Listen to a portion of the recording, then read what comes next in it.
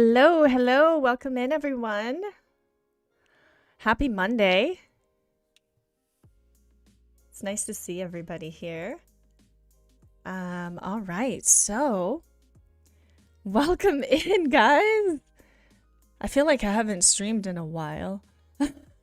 So, here we go. We're going to be drawing animal faces today. Nice to see you guys who've joined early. Y'all early nerds, welcome. Cult of the Hermits, hello. Darth Miku, Miriam, Darren, our lovely mod. Unimation, it's 12 a.m. Holy smokes. Wow, well, thank you for staying up late to catch this stream. Hello, Kelzu, nice to see you. Pogo the Fox, hey, yo. Glad you guys are able to join.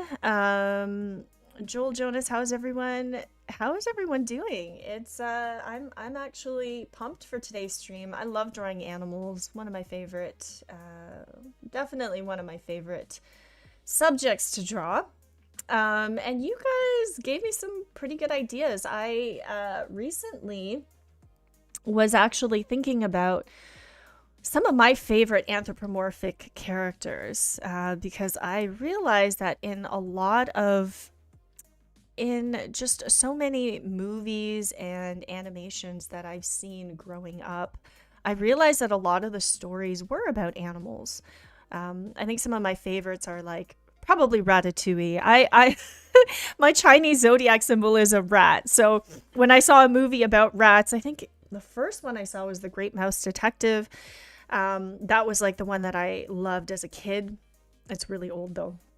I don't know if any of you guys have seen it. It's a Disney movie about kind of like a Sherlock Holmes type of deal. And then I've included some recent examples because some of you guys have requested deer.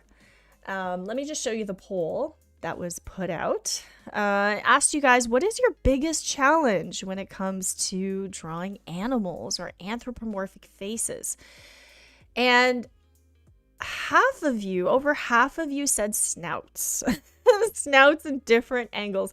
Luckily, this is actually not as hard as most of you might think it is, because snouts are essentially just forms in different directions. So we can definitely unpack that.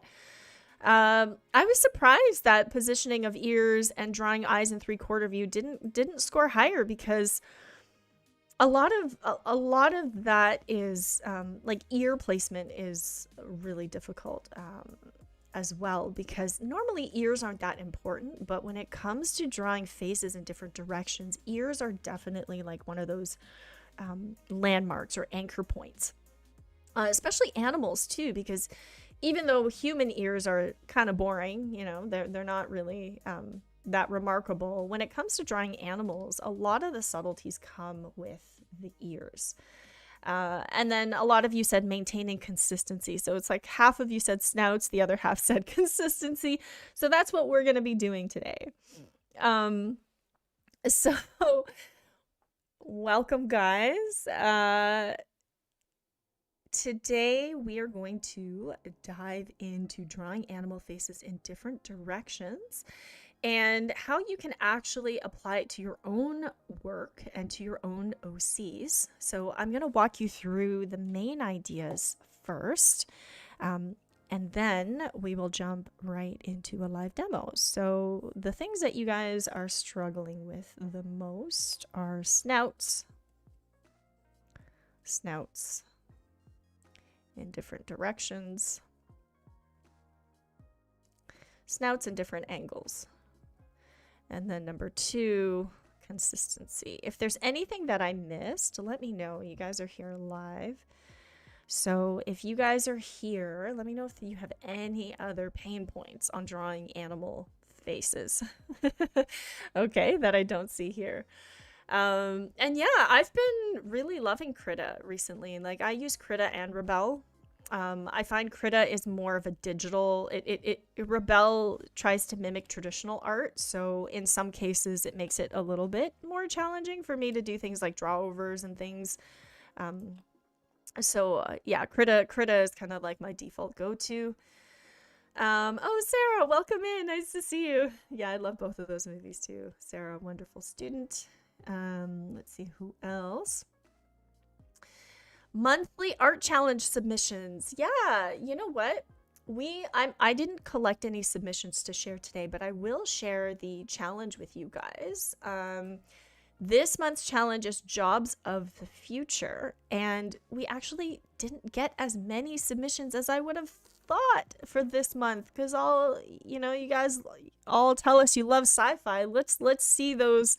Let's see your OCs and your sci-fi creations in this month's challenge. So if you haven't already, you can submit an existing artwork, or you could use this prompt to create a new one for the monthly challenge on Discord. And if you do post your artwork, you might get a chance to be featured live on stream. All right. So a lot of artists really like drawing anthropomorphic characters, but get stuck when it comes to finding the perfect balance between animal and human, and that's actually a very common problem. Jack Fell Down says, will jobs even exist in the future? I think so. I don't think AI can replace humans. I think a lot of that is hype. I'm very skeptical. Thirsty Skeleton says, I think another thing is how the snout interacts with the rest of the face or head anatomy. Yes, completely agree. There's so many different variables when it comes to drawing snouts. And if you do have an existing character, so Joel Jonas, if you have an existing character, definitely try this exercise with that. And yeah, it's not too late to submit for the monthly challenge. All right, so by the end of this stream, hopefully you will not only feel comfortable drawing faces in different directions, but you'll be also comfortable enough to try other types of animals in different directions. So let's get started. Let's see, is there anything else I wanted to mention? Yeah, we've got about 2 hours together. And those of you who showed up on time, big shout out. Thanks for being here. And big shout out to our Discord community and our awesome subscribers. You guys are amazing, and you keep the channel alive and creative, and we're super happy to serve you. All right, so let's get started. Drawing animal faces. Okay, so the first thing that I wanted to actually study is this drawing. This is from, oh my gosh, this is from the 40s, I think. So old. It's so old. But it's still relevant. And let's see, yeah, this is from 1942. And it's by an Italian artist, Rico Lebrun, and original designer, character artist of Bambi. And you can see what is the most interesting about these drawings is at the bottom here. The bottom. Whoops, let me turn off my other references. We're going to do a deer and we're going to do a wolf. So let me just turn off my references, keep everything. There we go. Okay. So here you can see he's making a point of reference for the artists who are going to be working on this afterwards. And I spent a long time trying to understand what he's trying to say here. He's saying ellipse, which places the base of ears, base of eyes, and top of nose plane, passes around the head at a point well below center in back. Like this, not like this. I was like, what? What does this mean? And so basically what he's saying is he's talking about alignment. Okay, he's talking about alignment. And alignment is like the number one reason why you do not have consistency. If you don't have consistency in your artwork, you do not have alignment. So let's write this down. Consistency equals alignment. I'm going to explain what that means here in a second. So when you're a character designer, you know, have this amazing idea and this really cute character, and then everybody kind of has to follow your blueprint. So this is a blueprint for other artists because there's hundreds of them. And back then when these were all hand animated, right? There are hundreds of animators, and all these animators have to draw Bambi consistently. So it's not wobbly, it's not shaky, you know, it looks like one person did it. And so what he's trying to say here is like, basically all you need to do is draw a circle for the head, draw a circle for the snout, and notice the size difference between the circle of the head and the circle of the snout. And so you may not think that size or the relationship of the size is important, but it is for consistency. So this is all about measuring. So measuring is key. Measuring is key to consistency. That also means proportions. Okay, so this could be for real life. This could also be for cartoons, but we're going to start with cartoons here. First of all, if you like, let me know in the chat if you use Lego. Like, do you play with Lego? I see one person, Jack fell down, Minecraft skills. Yeah, exactly. So if you build anything in 3D, or if you use 3D tools like Blender and you can build stuff like this, then drawing heads in different angles can be actually pretty easy because you can build your own model. But basically what this artist is saying is, like, if you drew this circle and then you draw a center line between the big circle and the little circle, then the place, and then you draw like a little ellipsis, for example, like this. This is how you can start, and you can basically draw Bambi at any angle.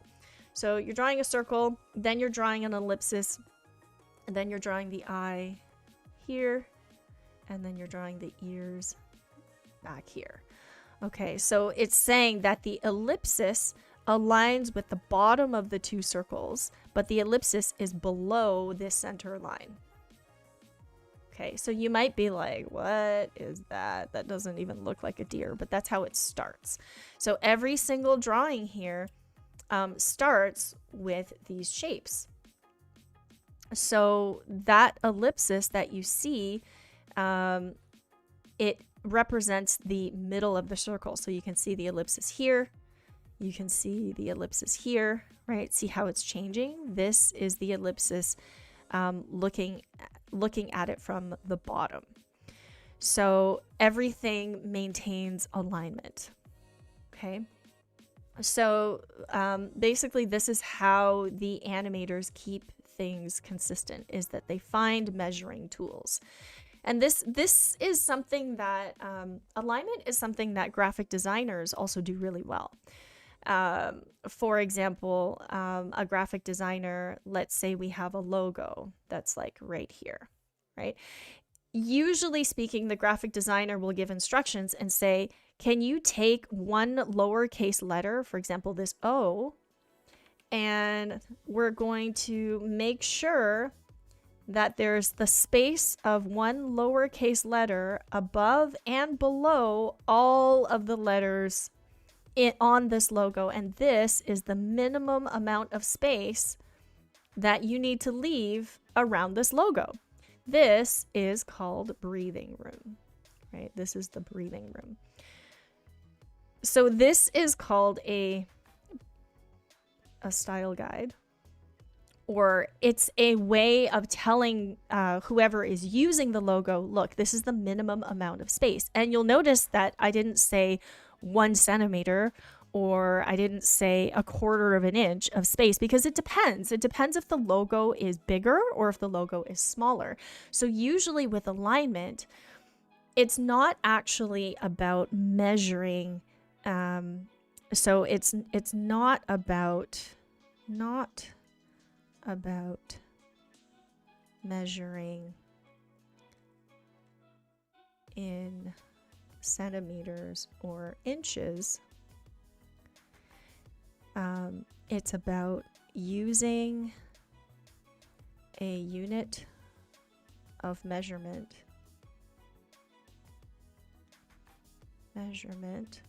already in the design.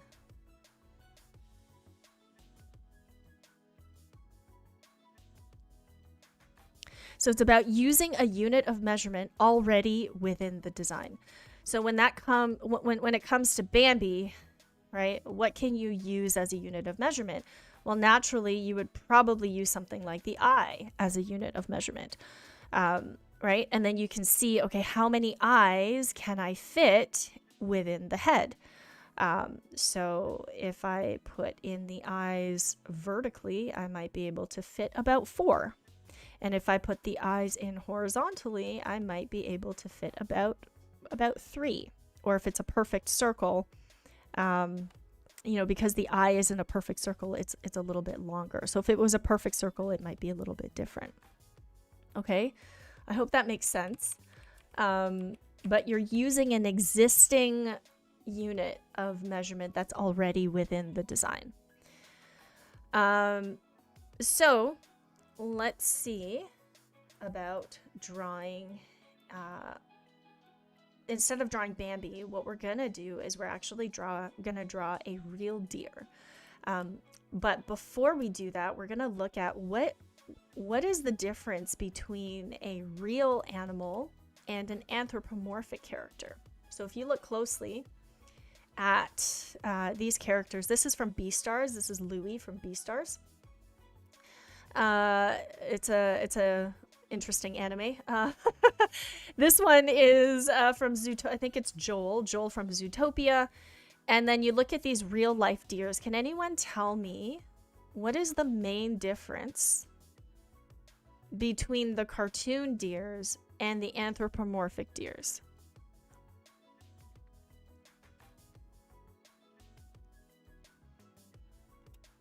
If you look closely, what is the main difference? Okay, Sarah says neck size. Yeah, that's a good one. Neck size.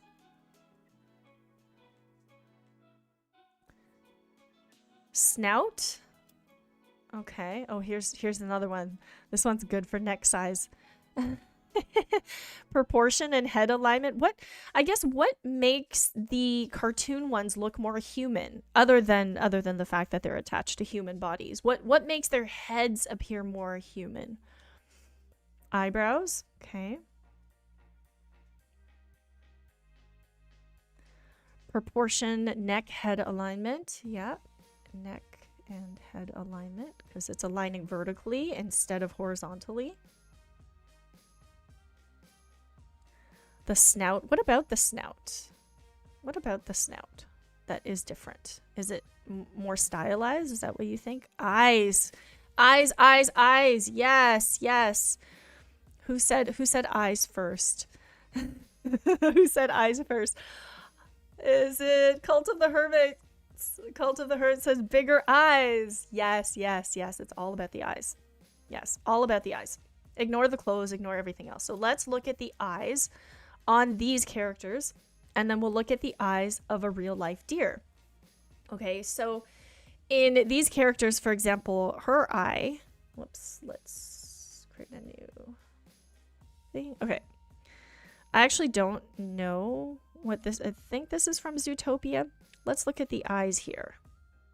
Let's just like draw them out. This one is like this. This one, you know, is that kind of classic teardrop shape with a big eye in the middle. This one is more like this. This one is kind of more like anime style eye. If you missed Josh's video on drawing stylized eyes, we just released it. It's a really good watch. I would recommend it. Okay. Yes, this one has eyebrows. I don't know if anybody else said eyebrows.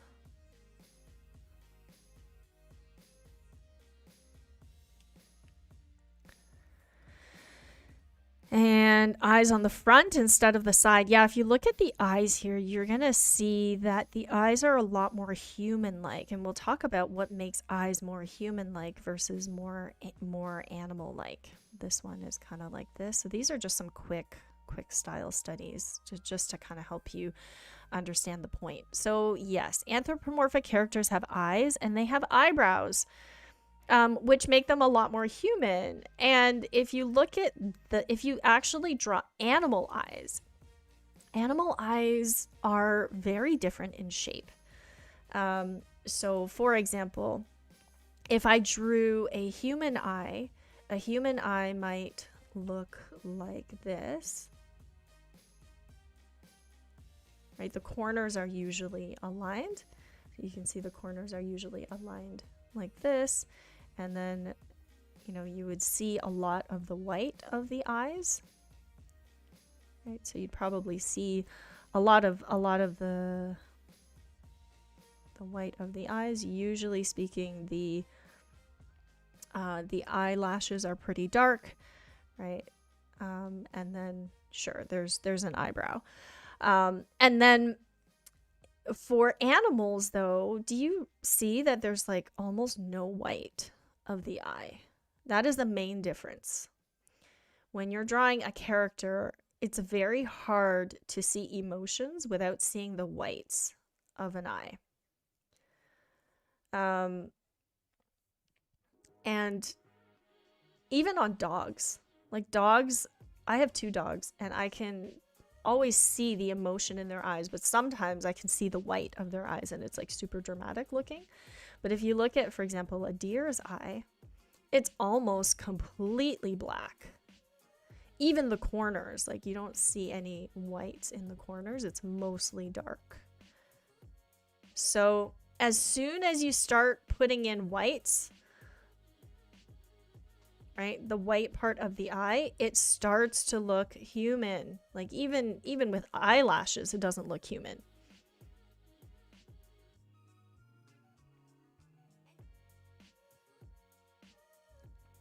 Okay, so this deer, even if I put an eyebrow on it, even if I did, it still doesn't look human. It still doesn't look human. Okay. So if you are doing anthropomorphic characters, the main thing that's going to make your character look human are the eyes.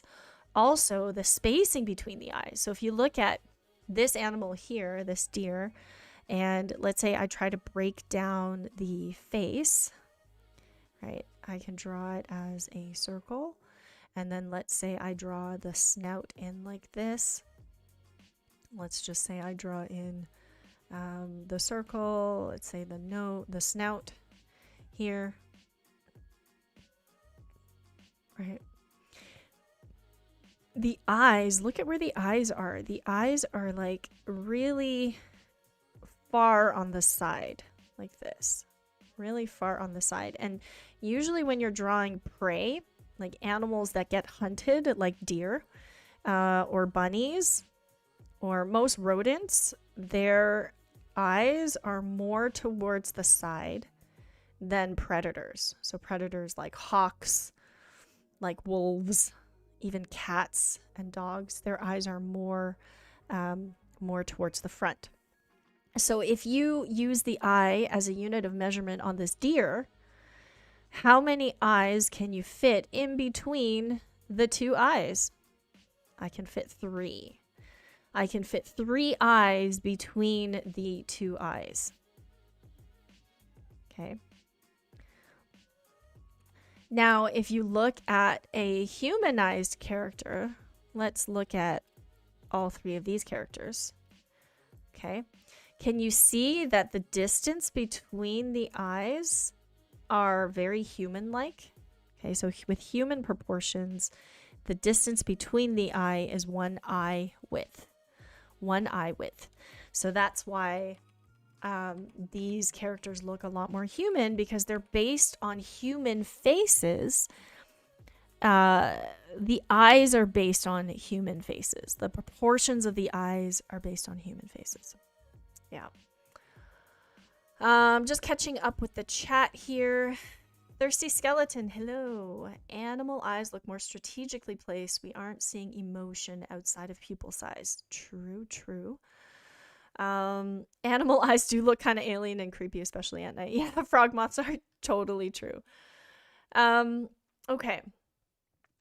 Thirsty Skeletons, so it also works the other way around when a feature can be left that way to look more wild. Absolutely. Yeah, if you want to draw a like a human character that looks more wild, even this, right? Even like if we took this deer here and we made it more into like a human character, we could do that. It's going to look kind of creepy, but yeah, you can absolutely, as long as you know the rules, and you know you want to break them, then it's fine.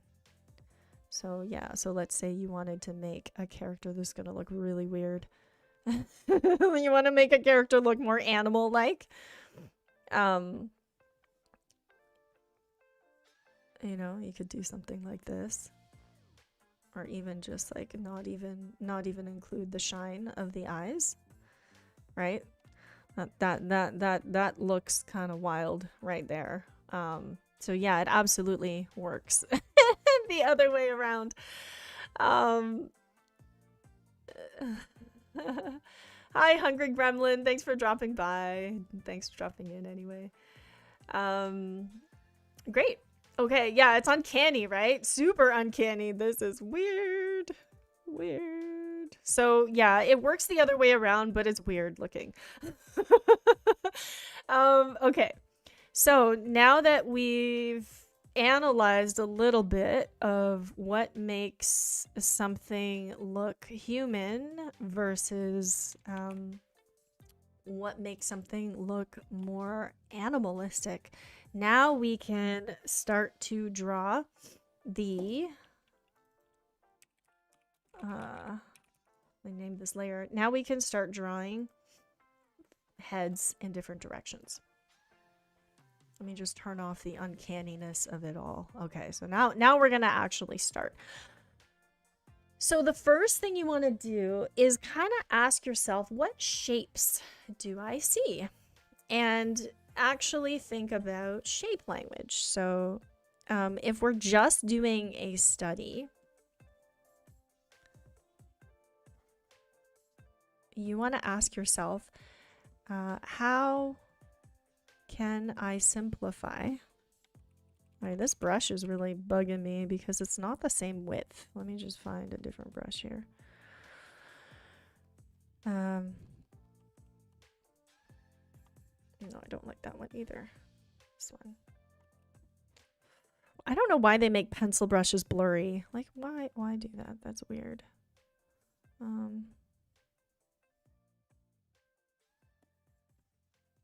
No, I don't like that either. Sorry. Okay, hold on. Okay. So, shape language, we're going to use a good old digital brush. What shapes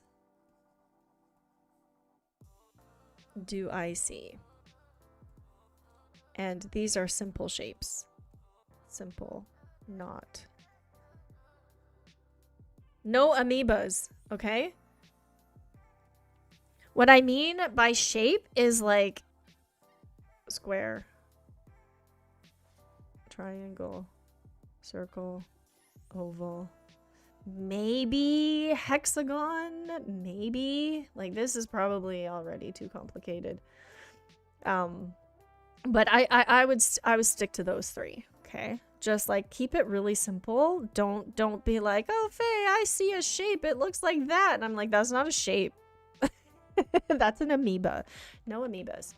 Okay, so if we want to do a quick draw over, this is the way that I would say is okay to trace.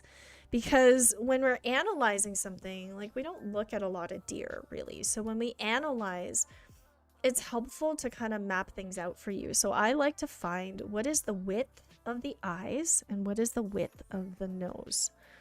So measure.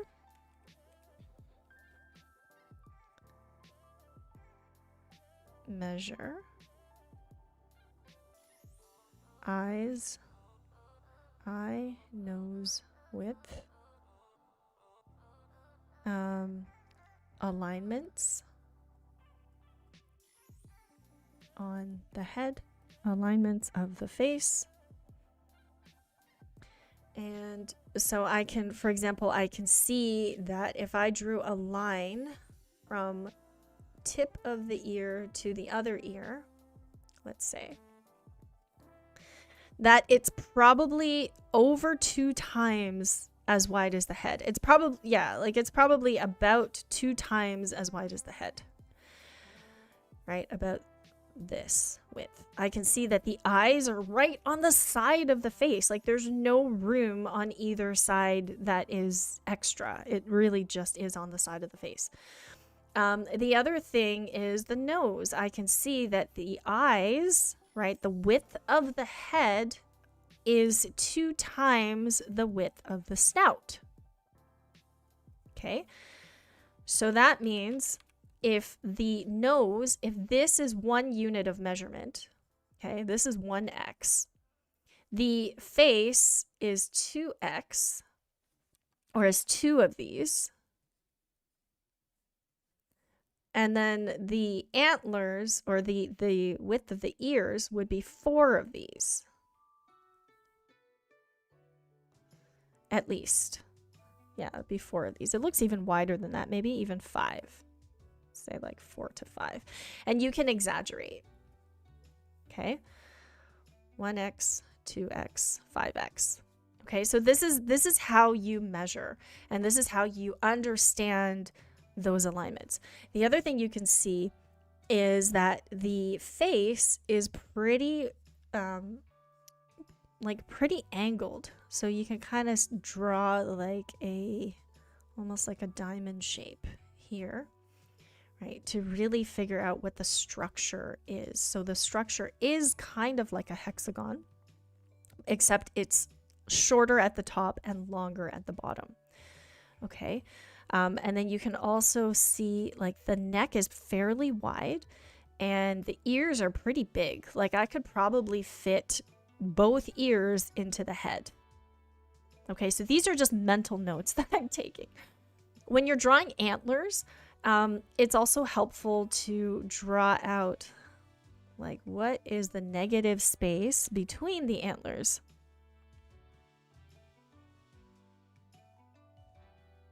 We're also measuring negative space.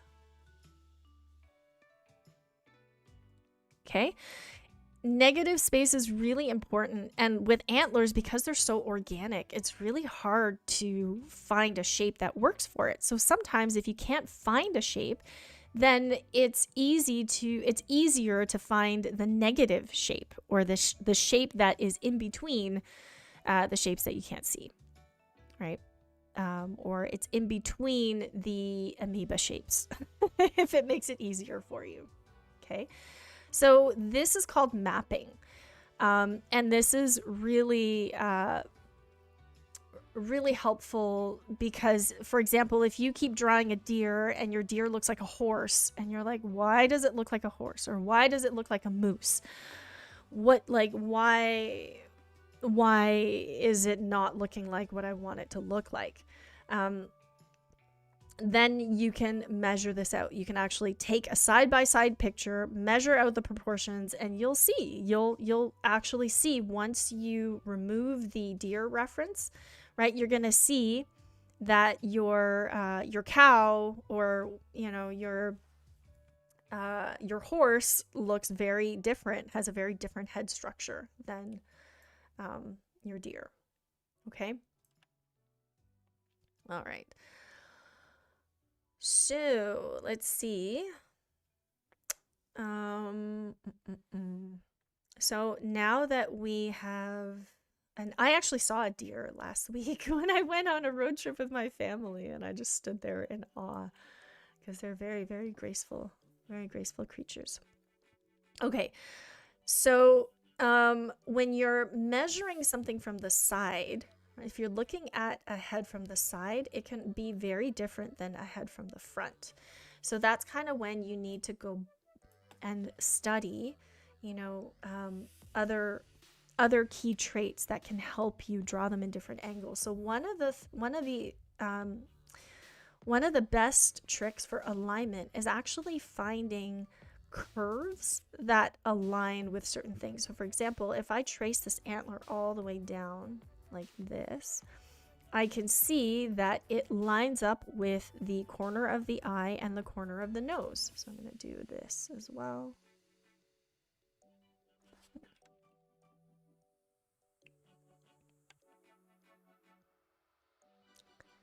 And nobody is perfectly symmetrical, so you can see that the antlers are a little bit off, but this is kind of how you can start to see, almost like the Loomis method, the side of the face versus the front of the face.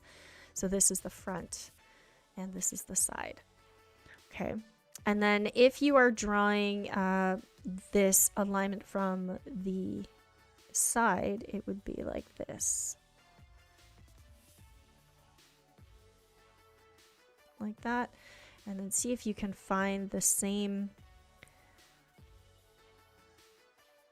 shapes. So this goes to the corner of the eye, that goes to the corner of the eye, this goes to the edge of the nose, right, or the edge of the snout, that goes on the other side so you don't see it. And then you can kind of see that this front of the box here, this front of the box would probably, you would probably see the side of it as well. So whatever you need to kind of break down these shapes to help you understand them better is the best thing to do for you. So there are many different methods of doing this. I typically like to draw a cone around the snout, because when I draw a cone, I understand how big that cone needs to be and how big the head needs to be. So to simplify this even more, I'm going to draw a circle and a cone. Okay, and then this side as well, I'm going to draw a circle. And then the cone, you can see the cone goes from the corner of the eye to the other corner of the eye, all the way down to the snout, like this. Okay, on the front, it would be like this. So I don't want to get too complex with this, because the more you trace, sometimes the more complexity you see. But you can basically see that there is a cone on a ball, right? There's a cone on a ball. Okay, so now we can draw that. So we can draw. You might not be able to draw deer heads, but I promise you, you're able to draw a ball and a cone. So here we're going to draw out a ball. And then we're going to draw out a cone.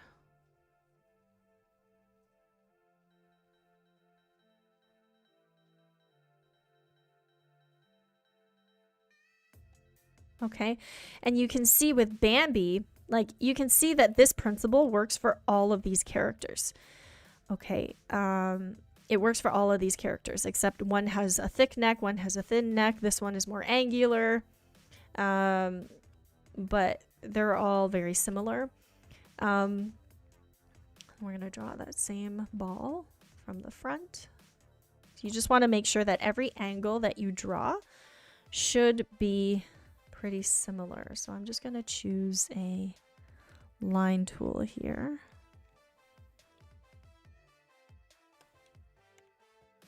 And I'm just going to draw in a line for the top and for the bottom.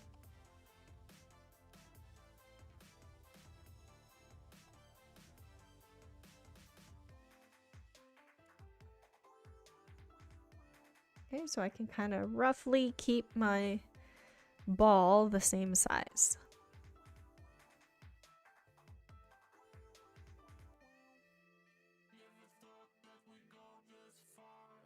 Okay, I'm going to try my best to keep the ball the same size.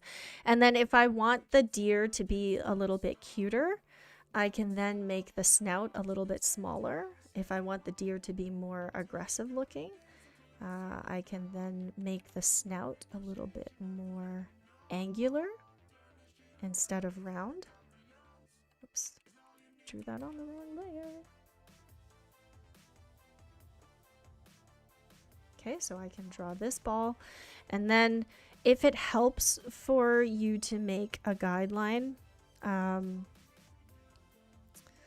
for yourself, that kind of tells you where the cup goes. I'm actually going to move this a little lower.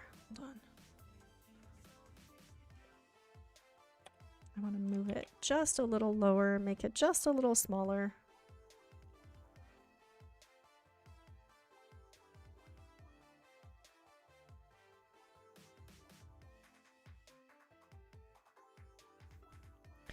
So then back to my guides. I'm going to say that the snout is roughly, oops, roughly here. You can draw these guides for yourself. They can be very, very handy.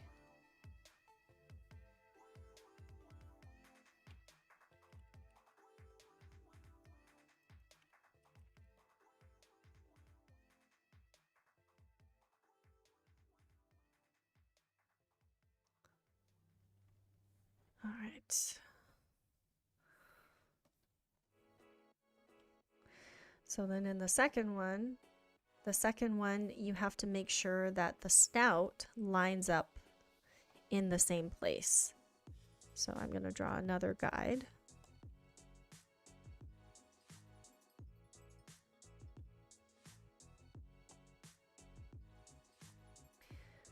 So you can map out that exact circle here.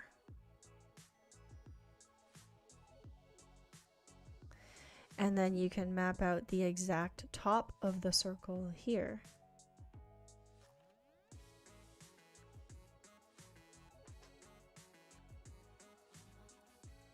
Okay, this is how you get consistency.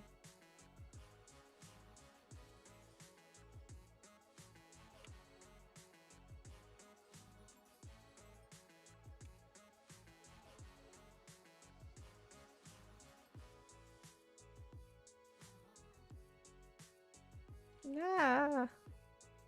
All right, there we go. And then the other side, we're gonna just draw a circle. So the trick to drawing anything complex is to simplify it into the most basic shapes that you can see. If you're more of a beginner, then just focus on 2D shapes. Don't try to worry too much about 3D shapes. Although if you do want to draw snouts, snouts are better as 3D shapes. So, you know, this view, like you can see in this reference picture, the snout is like right next to it here, because this is a 3/4 view. And then you can kind of map out, okay, the top of the cylinder is here, and then it should hit the bottom.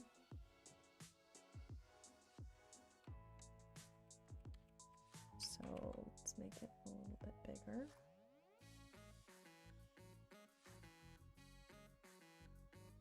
Think about it as like a cup. You know those red plastic cups that you write your name on at parties? You know those cups that I'm talking about? They're red. They have like a white lip on them. You can get them at Costco. Those red cups. Yeah, the plastic red cups. And then you can start removing the other line.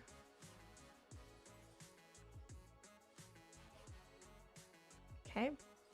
And now you can start to map out the other shapes. So this is where you can start to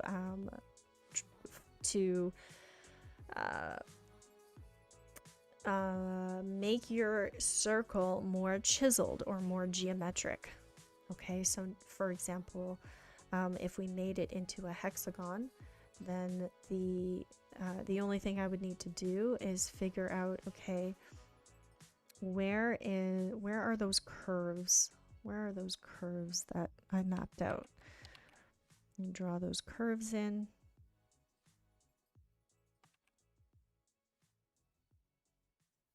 Okay, and then over here you can see that it aligns at the bottom of the nose and it goes to about halfway on the head. Over here it aligns here and it goes through about here. That's kind of like where the eye is, and then it goes back this way. Okay, so you can see all I'm doing is drawing, I'm drawing shapes, forms, and alignments. Shapes, forms, or actually shapes and forms are the same.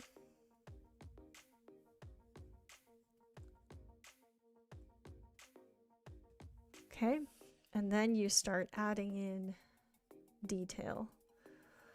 So this is when you start modifying things. Okay, so you focus on the shapes, then the alignment, and now you start to do more detailed stuff. So now you can kind of say, okay, where do I find the eyes? So now you can place the eyes, and don't worry so much about the shape of them for now. Just draw them as circles. Okay, so once I draw in the eyes from the front, then I know where to draw the hexagon. Right, this goes into this part of the nose. This is like this is like the Loomis method, but for deer. It's right, like this feels like the Loomis method, but for deer. It's funny. Okay. So the eye on the side is here, and then on this side, it's over here.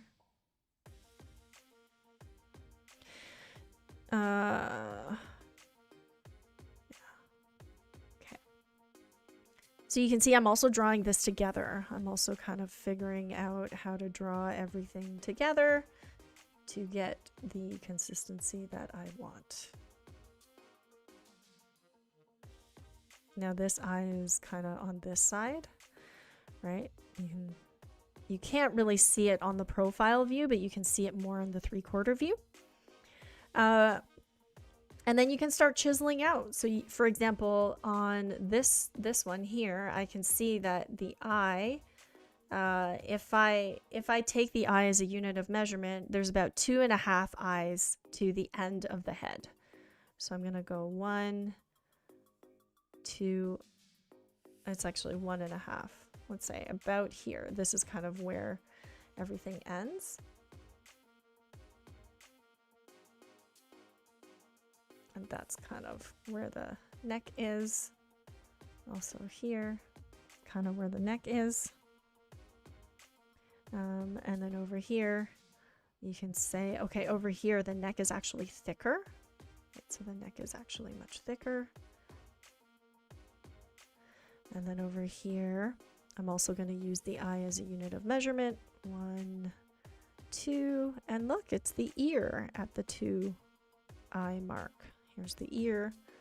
That's where the ear starts. So if I know, okay, roughly between the one on the left and the one on the right, because the one on the right is actually a reindeer, they have similar proportions, but reindeers have, I think their ears are a little different, and their antlers are not as pointy. They're kind of more round. So you can use this method for anything. It's really just, it's about the same things. It's about finding shapes, forms, alignment, and then moving to detail. So yeah, you can absolutely use this method for anything that you want. So the deer on the left side, this one, has tiny ears, whereas the deer in the middle has really big ears. I really like the really big ears, so let's go with the bigger ears. And then I can see, for example, that let's say that the head is about here, and then the ears would go up to this line here. And then it actually goes to about the middle of the eye, down like this.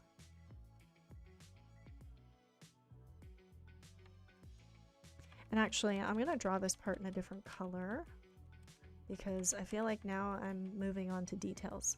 So this is, I'm going to call this a deer map.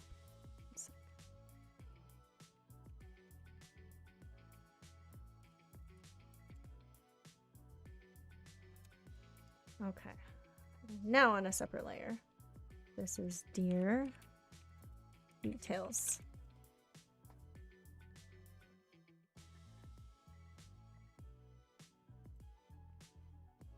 Okay. All right, so now for the details. Okay, so let's do the middle one first. So we're gonna draw out the ears.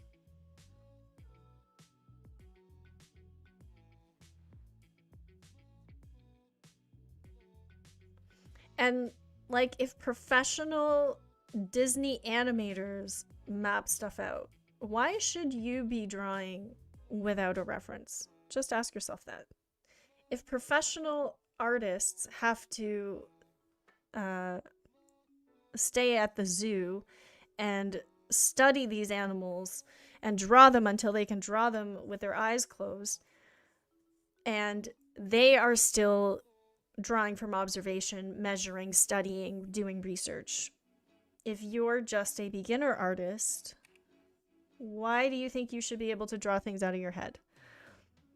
It is like the biggest myth. It is if somebody gives you advice and they're like, "Oh, you can't draw without a reference. You're not a good enough artist." Like that is the worst thing that somebody could tell an artist, because professional artists still use references. Professional artists measure all the time. It's not a matter of knowing, when you can, like there are just some things. For example, if you spend a year drawing deer, if you spend a year learning how to draw deer, then yeah, you could probably draw them without a reference afterwards, right? That makes sense. But if you haven't studied deer extensively, what makes you think that you can draw them without looking at anything? Like, it doesn't even make sense. I think a lot of beginners really set themselves up that way. They feel like, oh my gosh, if I draw from reference, then I'm cheating. And it's like not true at all. So just wanted to put that out there.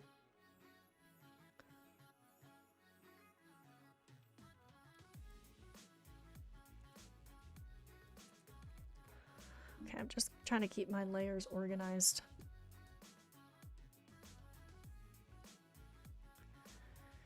Yeah, exactly. Kelzoon says, I found out that I learn better and discover new things when I use references instead of my imagination.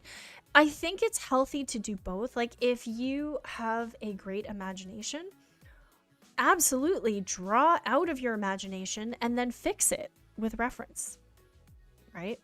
Fix it with reference. Like, you can draw things out of your imagination. People did that all the time back when they didn't actually have the resources to do it any other way. They did that before. It's just that the drawings might turn out a little weird and a little wonky looking. So, which layer is this on? So you can start by drawing from imagination, and then whatever looks weird or looks wonky, then you can adjust accordingly. So the circle is not quite as wide as the ears, and it kind of, there's a bit of a negative space here. It's like here, you see what I'm doing? I'm not just drawing a circle, I'm actually measuring out the sides of the circle where I think it would be, and then sketching it out.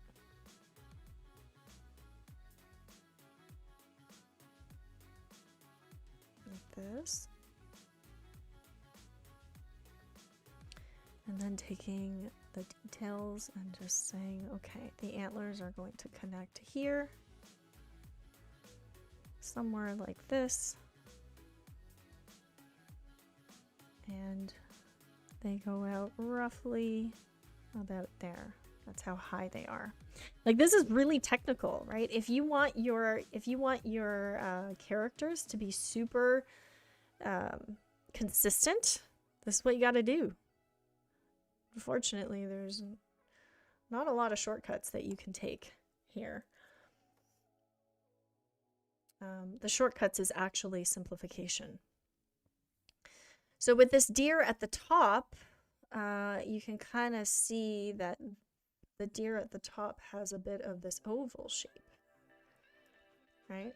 And I would assume it's the same thing for the others. So you might just need to kind of draw out, and then you have to see like how big is the oval compared to your circle. How far out do the antlers come? Like, let's say one antler is aligned with the nose, and then the other one is kind of one ear distance away. Then I would have to kind of figure out, okay, what are the sides of the oval, and then draw them out. And make sure that the oval is the same height.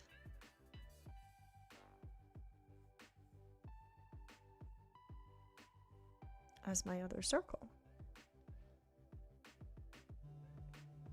So one ear out, aligned with the nose.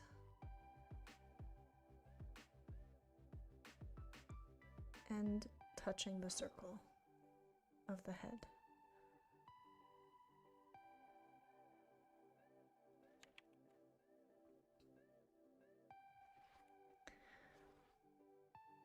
They look like big halos right now. Okay. Now I can sketch in the ears.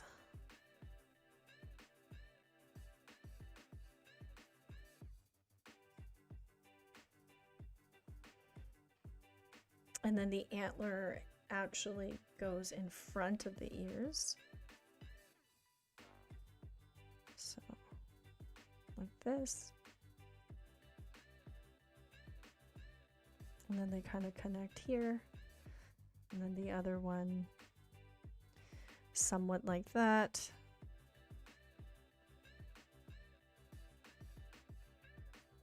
So this is it, guys. This is it. It's just about measuring.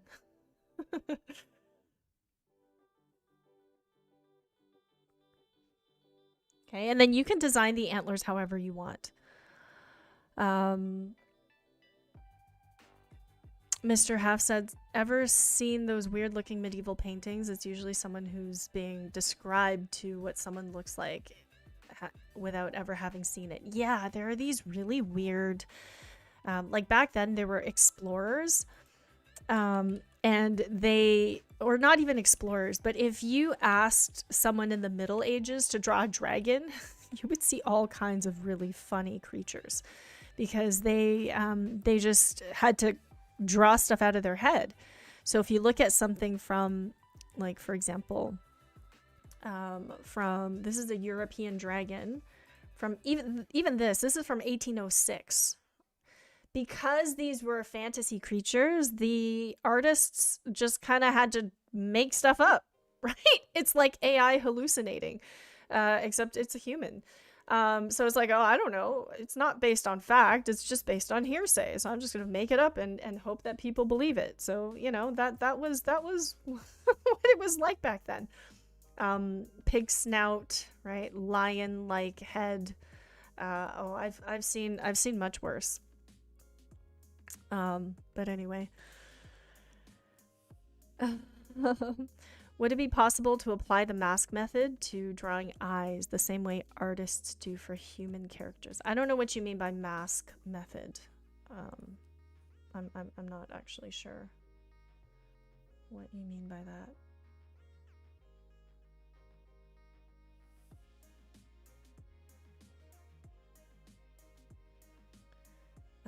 But anyway, these are 3 different deer references. So again, you can choose how you want to design the antlers, and then wherever your antlers start or end would also create an alignment, and then you just kind of create an alignment line for what you're drawing and use the same method. So you can kind of turn it down a little bit. And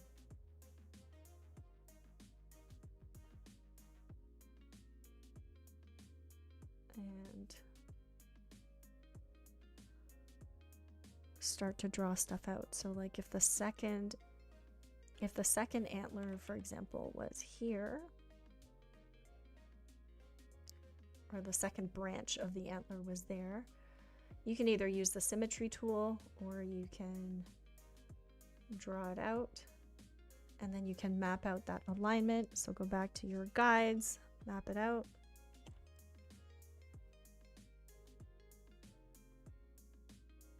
And say, okay, the antler will always, the second antler is always going to align there. And then you'll be able to translate it, hopefully consistently.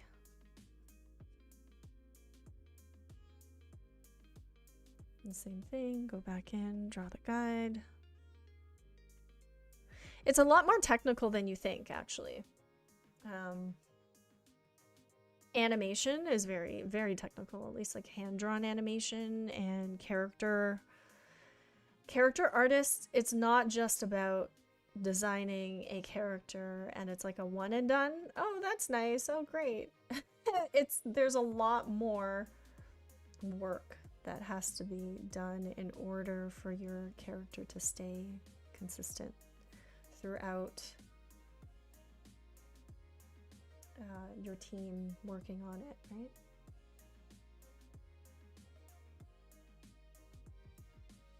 So there's the second antler.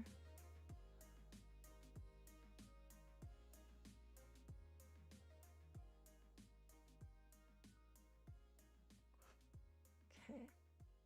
So I'm going to keep it pretty simple for now, just because I don't want to spend a ton of time designing antlers, but just kind of show you how I would draw these out.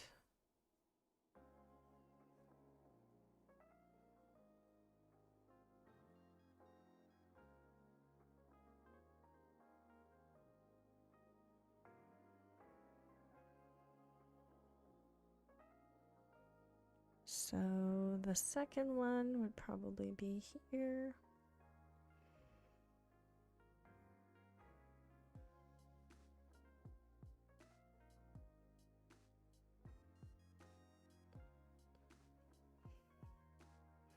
Also, where I started and ended them aren't consistent.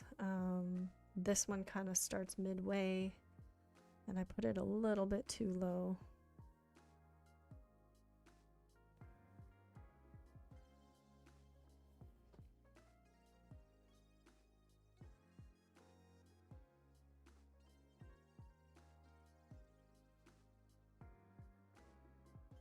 But there you go for the antlers.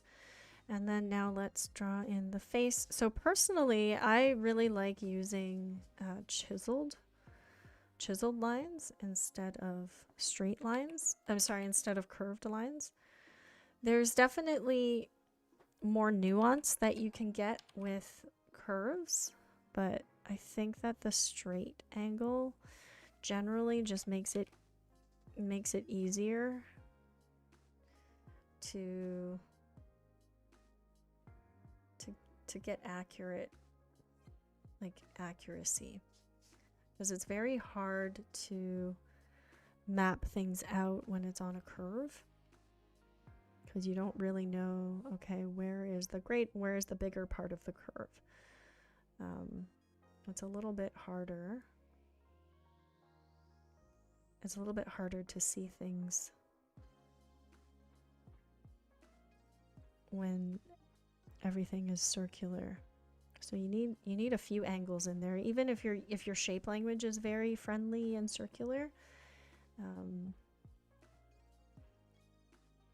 it's still helpful.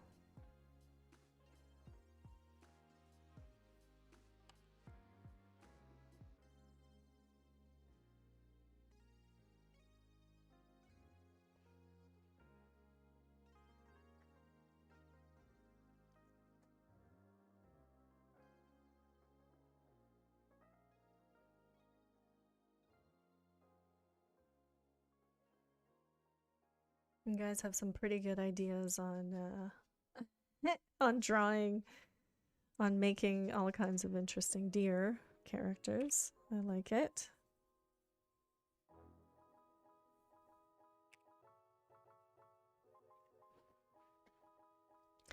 My goal today is to really not do too much rendering, but just to show you the boring stuff that you don't like to do. Right? This is the boring stuff. Nobody likes to measure. Nobody likes perspective. Right? Nobody likes to measure things. Including me. I actually don't enjoy this. Maybe this is, or enjoy drawing things over and over again consistently. Which is why I didn't become an animator, because I really wanted to do animation. Pixar artist, being a Pixar artist was like my dream as a kid. And I wanted to either illustrate children's books or make children's films, like cartoons, because I was so inspired by animators growing up. And then when I actually learned, oh my gosh, this is what it takes. You know, this is what it takes to become an animator. I was like, oh, that is a lot of work. And I don't think I want to be drawing things over and over and over and over again. I can, but I don't want to. I want to draw things a couple times, maybe. That's okay. But you know, if you were illustrating a children's book, right, you would still have to map out these characters to make sure that they look the same in every angle that you draw them. So you can't fully get away with it. If your goal is to be illustrating comics or, you know, making a graphic novel, right? Or any kind of like narrative illustration, you will have to do this at some point.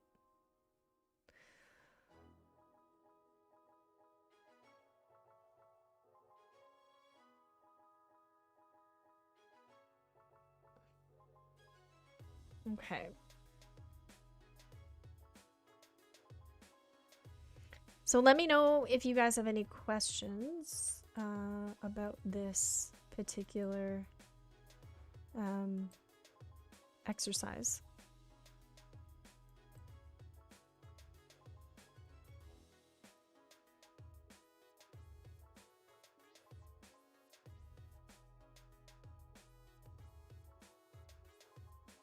While I make a million adjustments.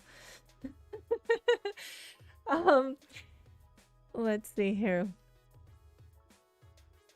Okay, so it doesn't look like you guys have any questions, but you are discussing the deer in the headlights. All right. So if I wanted to turn this deer into a character that is more anthropomorphic, all I would need to do really is change the eyes around. So let's do an experiment where I take the details, and I'm just going to make a copy of this, and I'm going to move it. Let's move it right below. Let's move it over here. We'll work a little bit. That's fine. We'll make it the same size. I'm going to move my characters down. These guys.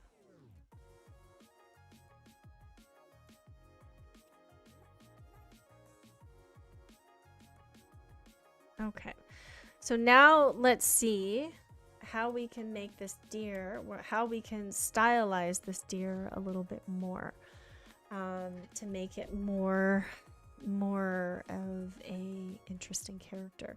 So actually what I did here was I duplicated the deer details, but what I should have done is I actually should have duplicated the deer map and the guides.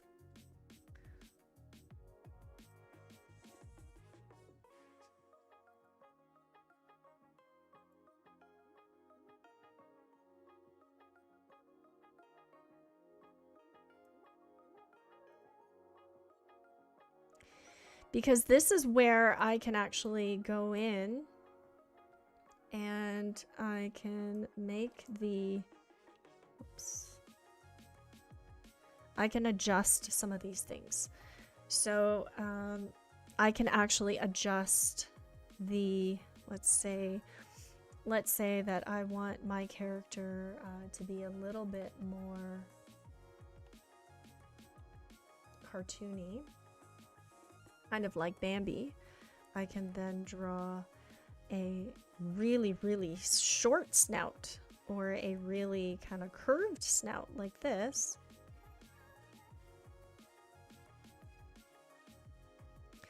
And then maybe I can make the ears really big and like a lot higher, kind of perked up. Right, so this is like more like a Bambi type of deer. So instead of putting the ears flat or like straight across the face, I can move them higher on the face. So this is when I'm like stylizing, and I'm kind of removing my reference, right? So you want to study your reference, and then you want to remove your reference and see what you can do now that you have a study. You've drawn a deer and you've drawn it many times. This is where you can start to stylize, and you can say, okay, well, instead of making the eye really big, like here's the cup, it's still here. Instead of making the eye really small, maybe what I can do is I can make the eye larger. So let's make the eye a little larger.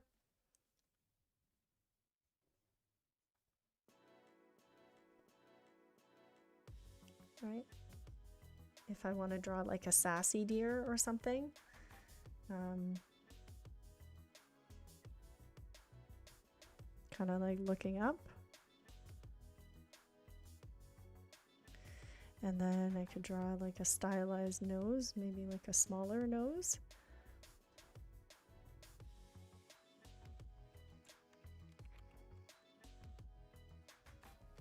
Maybe it's like that. And then if I want to give it a really, really long neck.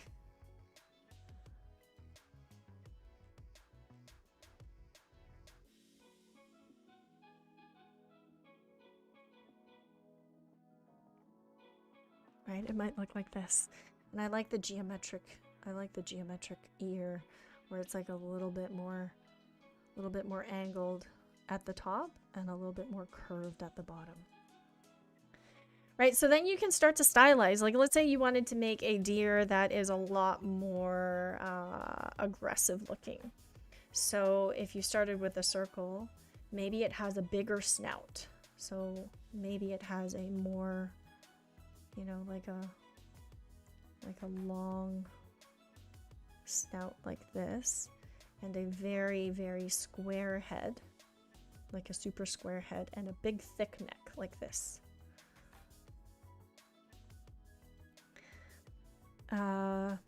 Maybe this one has small ears because the head is so big. So the first step you can see is to study from a real live animal, right? And then you can take exactly what you studied and you can stylize it.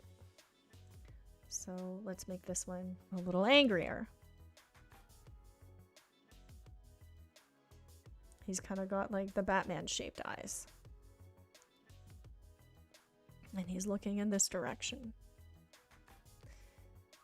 And he's got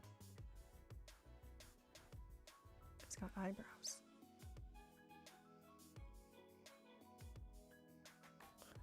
And then he's got antlers. I don't really have space, but you can kind of see what I'm doing, right? I'm now starting to stylize. Let's say his snout is kind of mean looking. Now he kind of looks like a bull. He looks like a bull.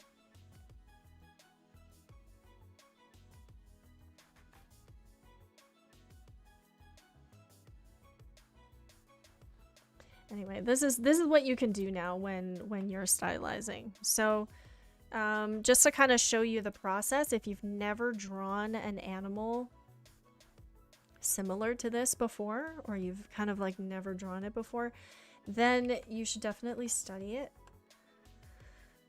And then once you've studied it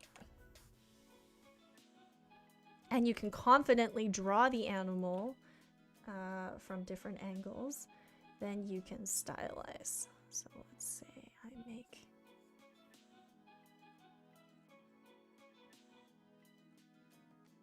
this a lot more geometric.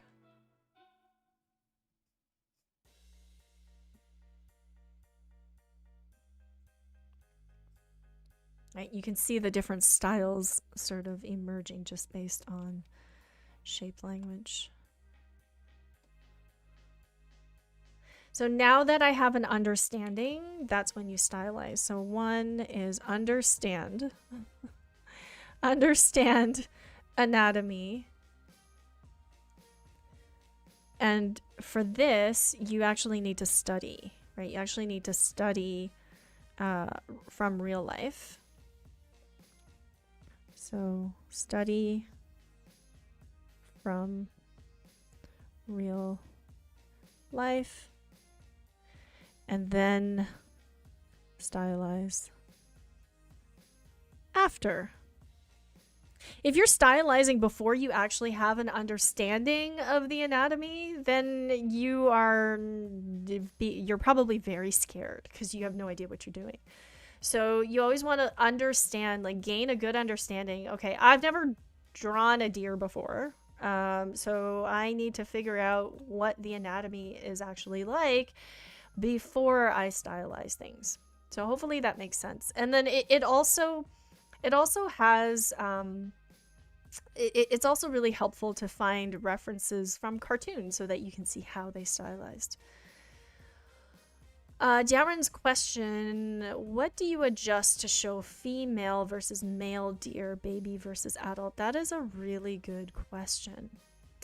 I would look at both references of baby deers and baby children.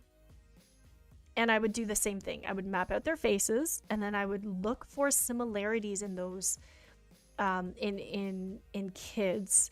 So generally speaking, children's faces, the proportions are very different than adult faces because, and we have a video on this, but typically speaking, children's faces are a lot shorter. So they might be like this proportion. If you're looking at the ball and shield, their ears are lower, their eyes are further down. Versus an adult would have longer face, right? Their eyes would be in the middle, their ears would be a little bit bigger. So you can kind of see, like if you're drawing a child versus an adult versus even somebody who's a senior. So if you're drawing, let's say you're drawing a male versus a female face, there are subtle things. It's just faster if I draw it. So if this is male, right, their necks might be a little bit thicker. Whereas if you're drawing a female face, females are kind of in between males and children. They have more gentle features. And they have thinner necks. So you can even tell just based on the neck size which is female and which is male. Right? Just based on neck size. So, and kids have very, very short necks. So if you kind of study that and then you study baby deers versus like adult deers, and do the same thing, map stuff out, check out the shape language, look for alignments, and you will be able to draw them easily. That was a good question. To make anything cute, I think we have a stream coming up about that, but you basically want to make the face shorter. Kids have shorter faces. Adults have longer faces. So kids have shorter faces. The eyes are lower. Eyes in middle of the face. And then like neck size.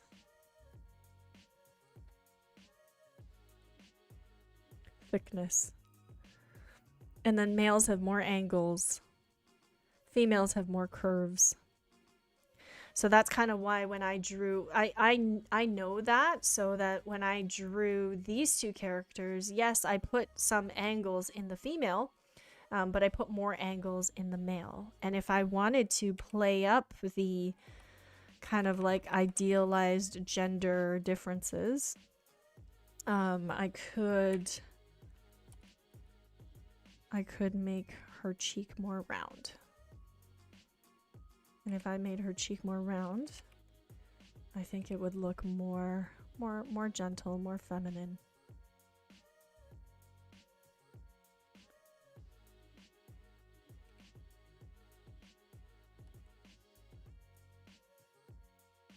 Yeah.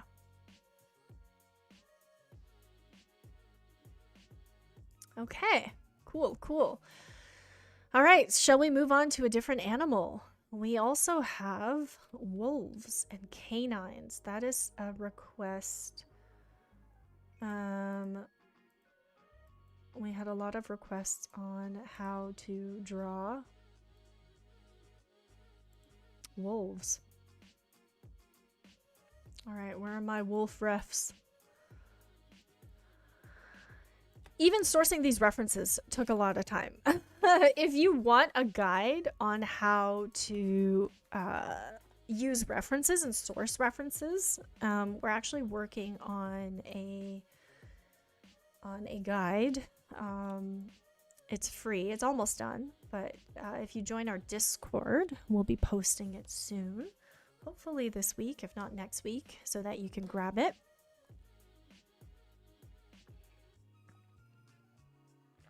Okay, have any of you guys seen Wolfwalkers? Josh talked about it on his stream. If you haven't seen Wolfwalkers, it's absolutely beautiful. It is such a good movie and a really beautiful traditional animation that's very stylized. And I would definitely recommend it. It's absolutely beautifully done. It's an animated fantasy adventure film, and it's made, it's an Irish production, so it's made in Ireland. And the wolf designs are absolutely gorgeous. So if you haven't seen it, I would definitely recommend it. I don't watch a lot of movies, but I do watch movies that come highly recommended. Anyway, so the character design of Wolfwalkers, you can kind of see that like these are all wolves. These are 4 wolves. You can look at any of them and you could be like, yep, that's a wolf. Or maybe it's more of a dog, but it's a wolf, right? But they all look different. So it's the same thing as the deer. Like, how do you, what does a wolf face look like? And how much can you exaggerate it before it doesn't look like a wolf anymore? And again, to do that, we actually have to study real wolves. So I just want to show you some of the character design. I think this is fan art actually, but it's pretty close to what the wolves look like. You can kind of tell, like, here they made, because in this particular movie, two of the wolves, some of the wolves become human. So they're like human during the day and wolves at night. And the wolves that don't turn into humans kind of have these black eyes where the whites are supposed to be, to distinguish the wolves that are human. Look at the eyes on the wolves that are human. Right? At least two of these are human characters. But the wolves that don't turn into human characters, their eyes are a lot more animal-like. It's almost like backwards. So they still have to have some kind of human property to even emote properly.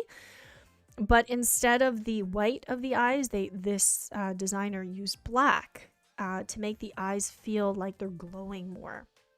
So just like really, really interesting design. And you can see how close the eyes are together, right? Predators, you can make the eyes closer together, like even closer than what appears to be in the reference. And then again, Beastars. What's the wolf's name again? Legoshi in Beastars just happens to also have a nemesis that's a deer. Very interesting. Okay, so if we look at Legoshi's design, you can kind of see wolves have a bit of a lemon-shaped face. They almost look like this almost looks like a cat here. They have like a lemon-shaped face, and they have a long snout. They kind of have cat-like ears. They're very triangular ears, right? But what sets a wolf apart from a cat is the snout. The snout is significantly longer than a cat. And if you want to draw a cat anthropomorphic character, Josh actually has a stream. It was done a few years ago where he drew a character rotation of his cat character. So that's why I didn't draw a cat today, or I didn't choose to draw a cat today, because I feel like wolves are just easier and better to study. Okay, so I'm going to try to repeat this process as quickly as I can with the wolf, and hopefully you can draw along with me. Okay, so let's go here. Okay, so with the wolves, you can kind of see that first, if we wanted to just start with a circle, we can start with a circle, if that makes it easier. And then they have these tufts of fur. So you can see the reference over here. These are actually dogs. These are dogs. And these are wolves. Okay, so what is the difference between a dog and a wolf? And in all of these, I can see that the dogs, they don't have these pointy things on the side. Pointy tufts of fur, whatever you want to call it. So wolf faces are very diamond shaped. Right? You could draw them as a diamond shape. You can draw them as a lemon shape if you want. But I'm kind of drawing it within a circle. And then wolves also have snouts, but if you look at how far down they go, you can kind of see like how far down the nose is, like the snout. So if I measure from the top to the bottom, you can actually see that the eyes are much higher on the face, and then the snout is much lower on the face. So let's just call it 1/3 from the top of the eye. So let's say this is the top. I'm going to bring this down And I'm going to put it roughly here. So this is 1/3, 2/3, 3/3. So that would be the snout. So, okay, I'm going to draw the snout of the wolf here. And then same thing, the eyes, where the eyes are is where the cone of the nose begins. So it's roughly in here.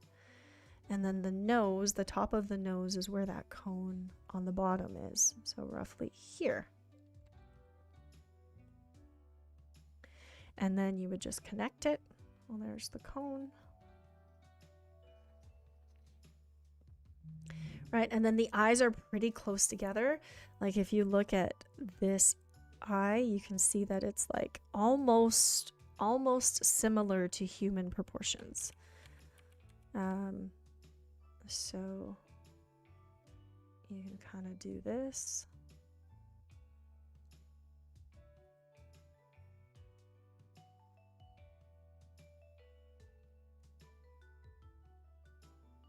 I can even make it closer together if I wanted it to look more more like a predator.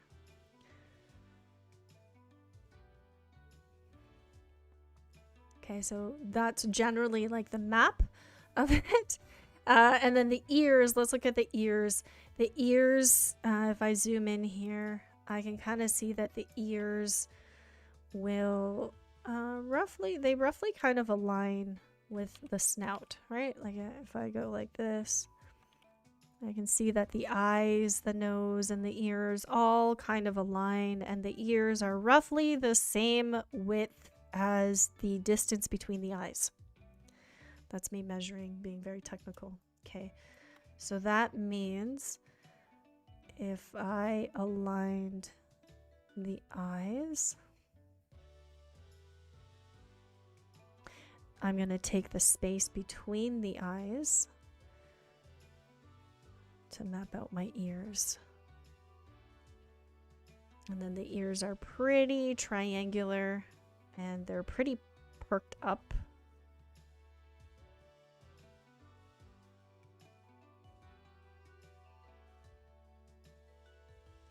So that's kind of like my map of a wolf.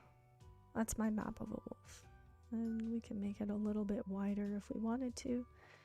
So there's my map. And then if I wanted to create guidelines for this,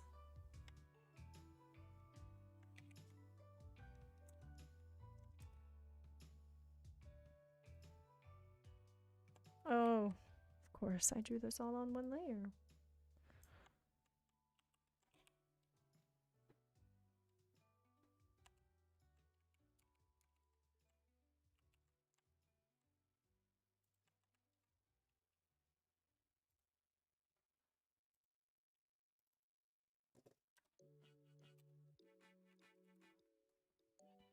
Okay, let me move this down.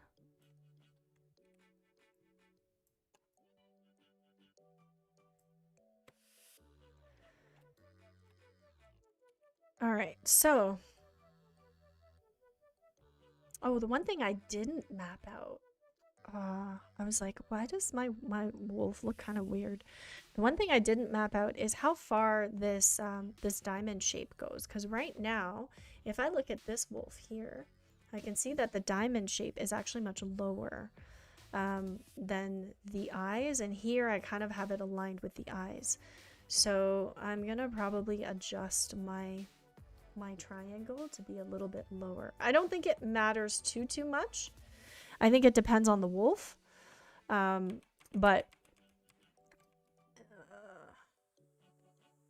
like if that looks a little bit better, then you can go with that. I'm just gonna leave it for now because I want to be able to draw it consistently.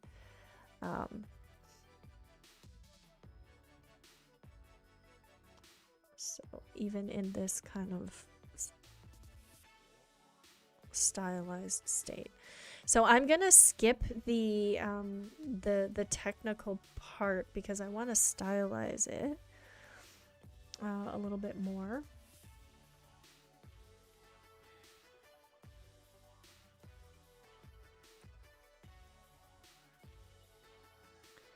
So now that I've drawn a wolf, now I can kind of draw the same thing, but I can stylize it. So I kind of mentioned that I wanted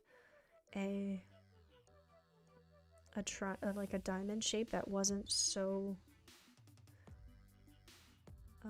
short. So maybe I can do one where it's like this.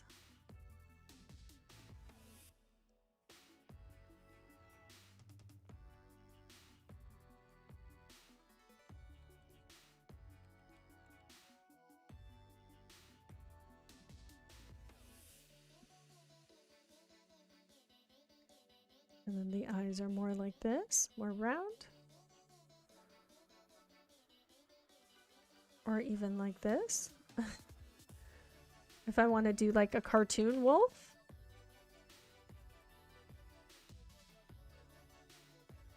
And then let's say I wanted to make a few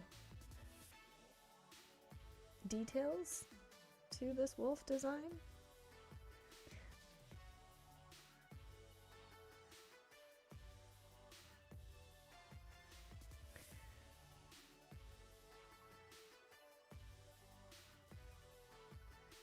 And say I want to make a surprise wolf. Right, you can kind of base it off of the same concept or the same design. Let's say I wanted to do a baby wolf. Let's say I wanted to do, yeah, if I wanted to do a baby wolf, I would use the same shape, except I would make it much more, I'd make it much smaller. I'd make the nose really small. And I would, same thing, I would put the eyes lower on the face, just like with humans. Right? Give it a tiny snout like this. And then maybe I would give it bigger eyes. Like I'm thinking about the wolves in the Jungle Book. That was my first Disney movie, The Jungle Book.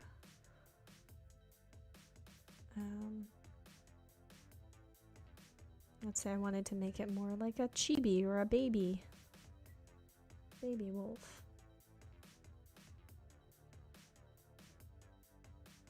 I might make the ears a little bit bigger.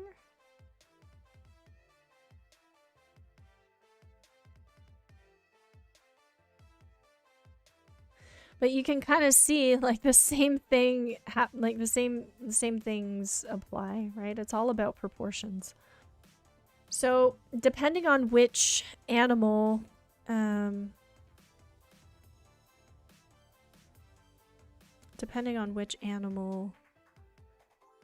want to translate, this one I'm gonna make actually more of like a more aggressive looking.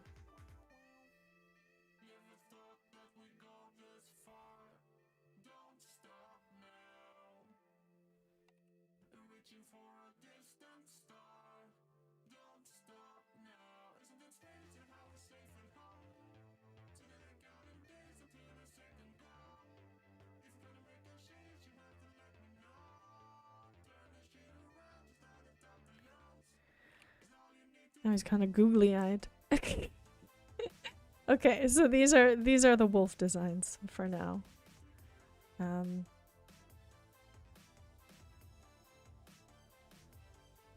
If I wanted one to be more evil, I'd probably make him sneer a little bit more, or maybe give him some eyebrows, or even like, you know, eyelids or whatever like this.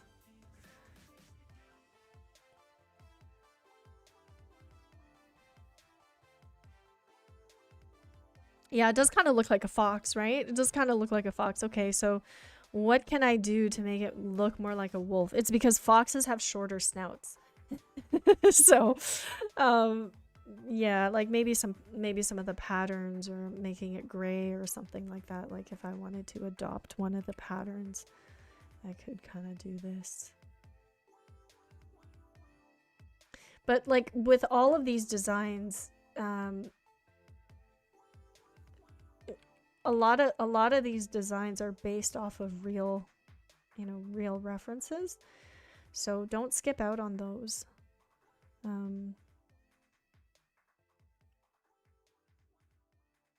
Those are really, really important. And even if you look at the eyes on this wolf, right, I can see why the Wolfwalkers wolf design made the eyes blue and then everything around it dark. So I can already see that happening. Okay, so that's kind of how I would go about it. I would study the animal, then I would stylize it. And then out of all of these, like let's say I went with the baby. Let's say I went with the baby. Or maybe it's like a young female wolf. Let's say it's a young female wolf. Maybe then it might have a little bit of like a maybe some more like more hair like frills kind of around its head. Okay, so let's say I go with that, and then I would basically take this design, copy paste. I'm gonna call this a girl wolf. Okay, now I'm gonna take this girl wolf, and guess what I'm gonna do?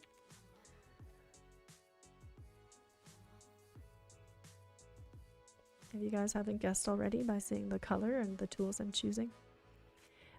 Maybe like a less wide diamond for the pup. Yeah, definitely. There's always things that you can do to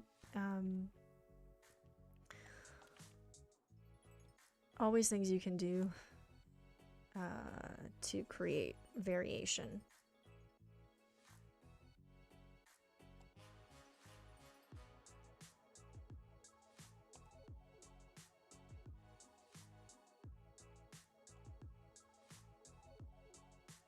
And then I'm probably gonna map out the top of the eyes. So the reason why this doesn't look as baby-like is because I made the eyes pretty close to the middle instead of at the top. If I wanted it to look more like a baby, I would probably want it to be more at the top. Or sorry, a little bit lower on the face. So what else would I need to map out? Where the ears go? Like this. And that's probably it. That should be enough.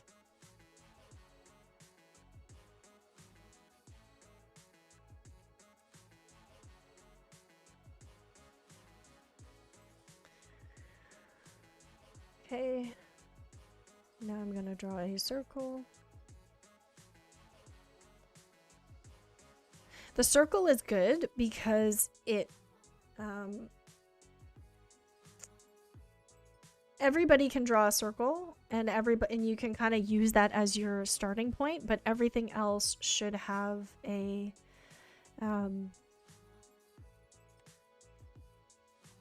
everything else should kind of alter that circle. So in this case, if I drew the circle kind of like here for the side view,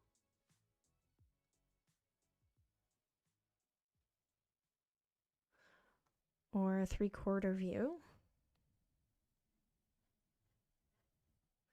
Let's say I drew this for the side view. Then I would take the snout here.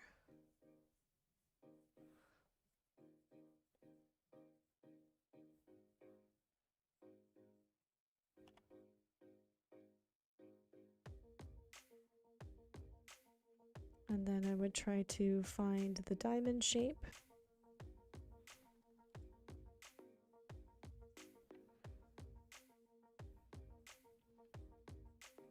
And then map out the ears.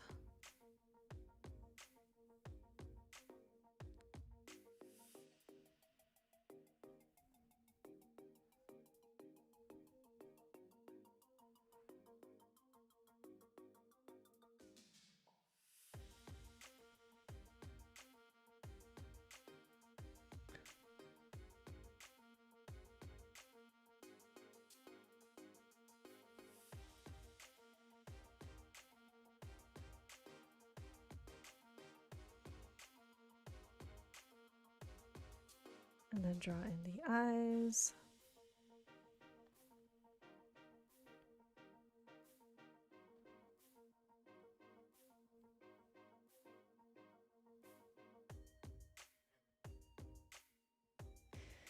And the other eye over here. So, like this.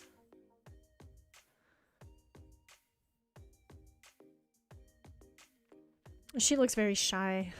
She looks like a very, very shy little wolf. I like her though. She's cute.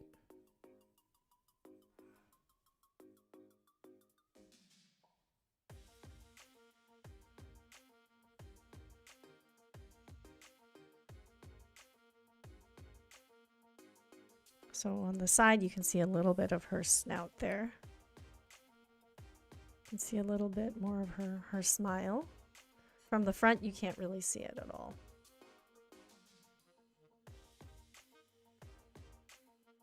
You can also curve her snout a little bit, so maybe it's like maybe it's curved like this, and then it kind of comes out and it's a little bit pointier to give her like more character.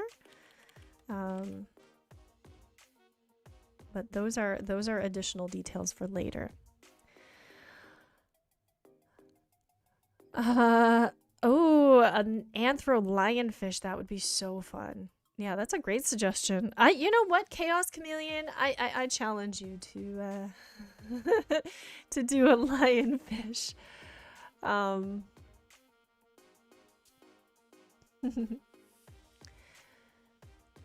I love lionfish. I was actually lucky enough to observe real lion, like a real lionfish, when I was in Jamaica. I went snorkeling in Jamaica and saw them. They were really cool. I'm just gonna adjust the angle of the neck here because I'm gonna make it a little bit more human, like, and have it attached to the back instead.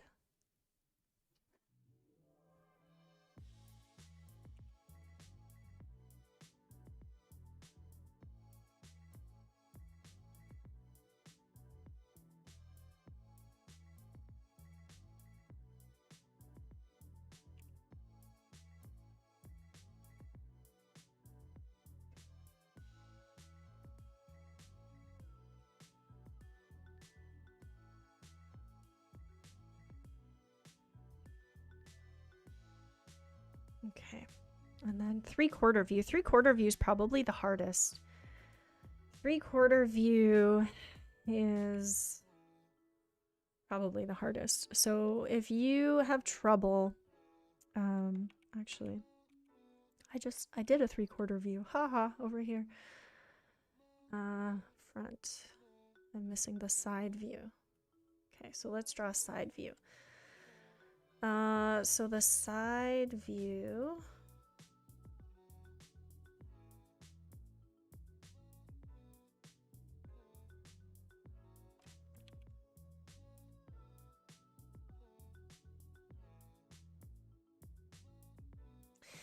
Because the wolves are looking down, I have to adjust the...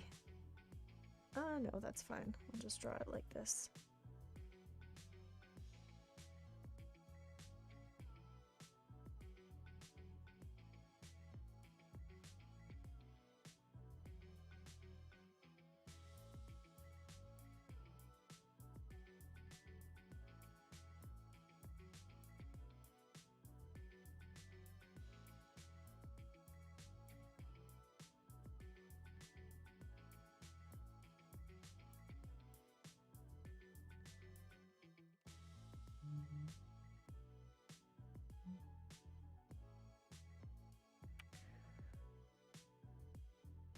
And then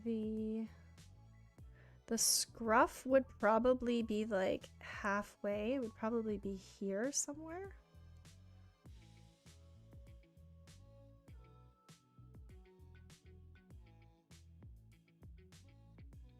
And then the ears. Top of the eye aligns with the ear. So the ear would be here.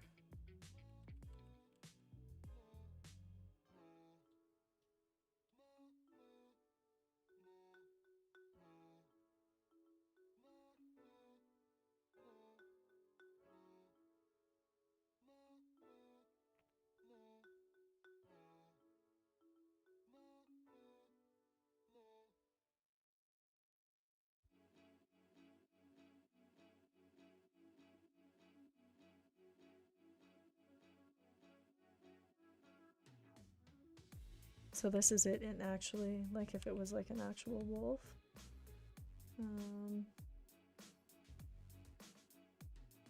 The way it would stand.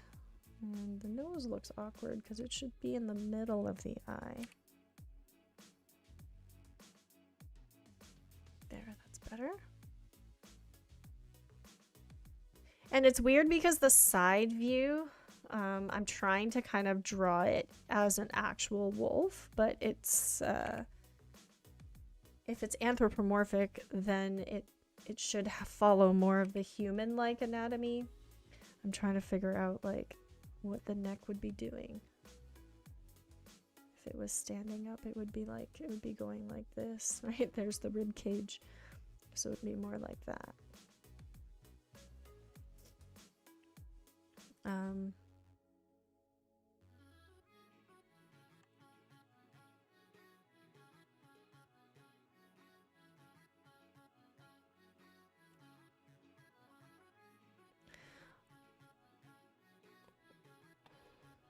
So usually with wolves, there's some kind of pattern on them. And the pattern, just like dogs, dictates a lot of the wolf's character. So if we look back at this, it's really, it really goes down the nose and it goes around the eyes. So if I wanted to put a pattern on it, similar to this, it would kind of be like this.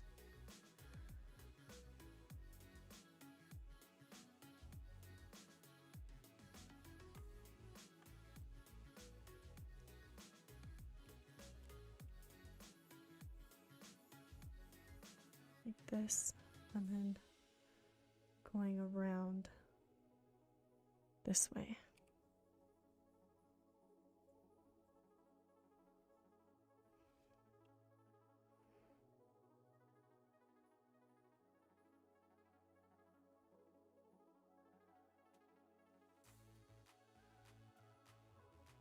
But like I tell my students all the time who are struggling with consistency, to really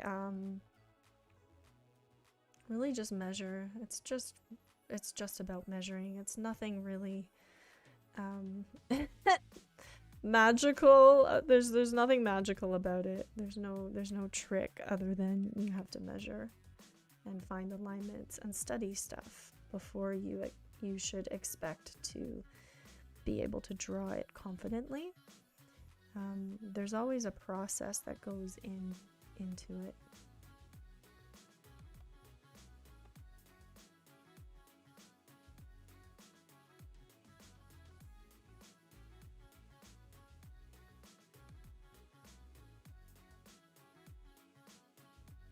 So there you go. There is how you draw characters in different angles. Once you know how to do this, then you can stylize, and then you can attempt things like expressions, right? Drawing the same animal with an open mouth. Things like that would be a lot more fun, because then, you know, like I can do it with one of these characters, but you could then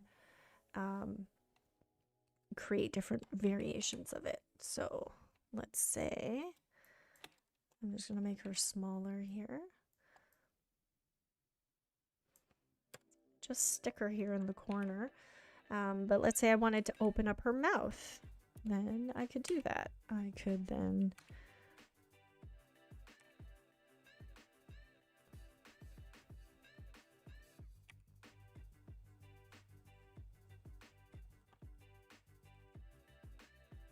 let's give her an awkward smile here. Give her a really awkward awkward smile. You can open her mouth. Right? You can create variations with the design. And those are always fun to try on your own. So yeah, measuring is magic, guys. It is a lot of fun to do this. Once you know how, it trust me, it gets a little bit easier. So just keep practicing, keep looking up references, make sure that you it's make sure you remember it's okay to rely on references when you're learning. When you're learning and you're mapping things out, it's really important to look at references so that you know what you're doing, right? And then once you know what you're doing, then you can turn the references off and just unleash your imagination, get as creative as you want, and then explore. And that's really the fun part about being an artist, is that you can you do have that option. You do have that option to explore, and once you do the hard work, then everything else becomes a lot easier. So thanks for everyone who voted in this week's poll. We learned how to draw snouts in different angles, and we learned how to maintain consistency with guides. So if you haven't already, be sure to subscribe and ring the bell so you don't miss future polls and streams, because your votes help decide what we create next. And if you're still hanging around with here at the end, the next step is to join us on Discord, where you can get we put out lots of goodies. I'm going to put in all my notes and references on the Discord. I just have to take some time and clean stuff up. And then I'll be posting it on the Discord for you guys. So if you aren't on the Discord yet, you can join us there, and we'll see you on the other side. Next week, actually this week, is our last stream for May, and that's going to be Josh's. And let's see what Josh is doing. He's going to be showing you how to draw in the Sonic style. There was a couple of you who commented on the poll saying that you like drawing Sonic. Well, you're in luck. Next week, Josh is going to be designing his very own OC in the Sonic style. So, stylized hedgehogs, everybody. We'll see you then on Saturday. All right, bye for now.